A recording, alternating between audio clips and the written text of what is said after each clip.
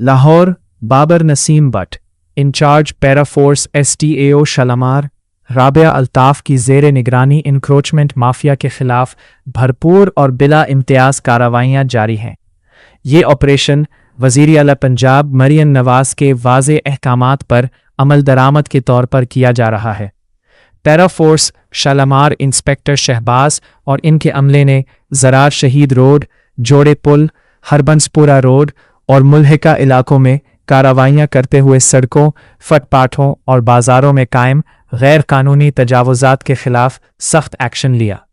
मुतअद्दिद अफराद गिरफ्तार, दुकानात और इंक्रोचमेंट फौरी हटवा दिए गई, जबकि खिलाफ वर्जी करने वालों को वार्निंग जारी कर दी गई।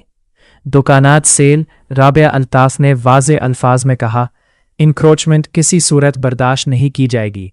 कानून तोड़ने वालों के साथ आहनी हाथों से निपटा जाएगा।